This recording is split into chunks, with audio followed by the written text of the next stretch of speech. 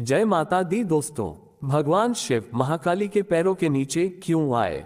भगवती दुर्गा की 10 महाविद्याओं में से एक है, वह है महाकाली, जिनके काले और डरावने रूप की उत्पत्ति राक्षसों का नाश करने के लिए हुई थी।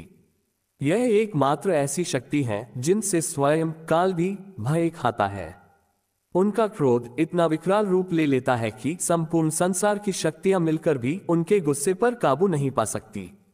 उनके इस क्रोध को रोकने के लिए स्वयं उनके पति भगवान शंकर उनके चरणों में आकर लेट गए थे। इस संबंध में शास्त्रों में एक कथा वर्णित है जो इस प्रकार है। दैत्य रक्तबीज ने कठोर तप के बल पर वर पाया था कि अगर उसके खून की एक बूंद भी धरती पर गिरेगी तो उससे अनेक दैत्य पैदा हो जाएंगे। उसने अपनी शक्तियों का प्रयोग निर्दोष लोगों पर करना शुरू कर दिया। धीरे धीरे उसने अपना आतंक तीनों लोकों पर मचा दिया। देवताओं ने उससे युद्ध के लिए ललकारा। भयंकर युद्ध का आगाज हुआ। देवता अपनी पूरी शक्ति लगाकर रक्तबीज का नाश करने को तत्पर थे, मगर जैसे ही उसके शरीर की एक भी बूंद खून धरती पर गिरती, उस एक बूंद से अनेक रक्तबीज पैदा हो जाते। सभी देवता मिलकर महाकाली की शरण में गए।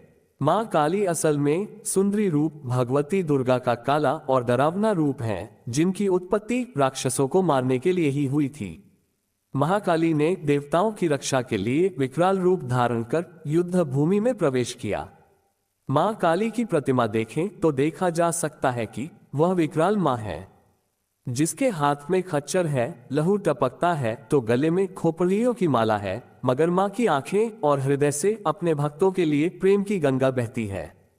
महाकाली ने राक्षसों का वध करना आरंभ किया, लेकिन रक्तबीज के खून की एक भी बूंद धरती पर गिरती तो उससे अनेक दानवों का जन्म हो जाता, जिससे युद्ध भूमि में दैत्यों की संख्या बढ़ने लगी।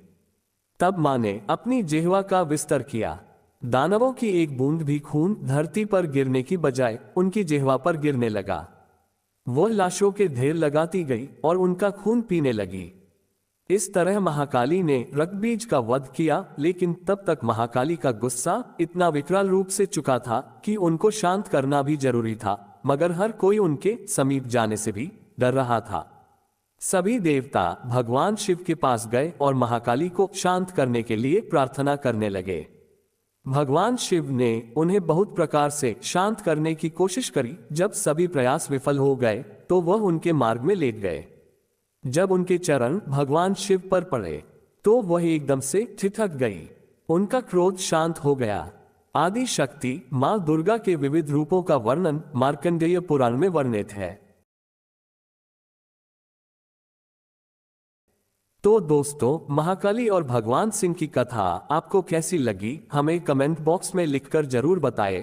और अगर आप हमारे चैनल पर नए हो तो चैनल को सब्सक्राइब अवश्य कर लें और वीडियो को अपने दोस्तों व परिवार वालों को भी जरूर शेयर करें।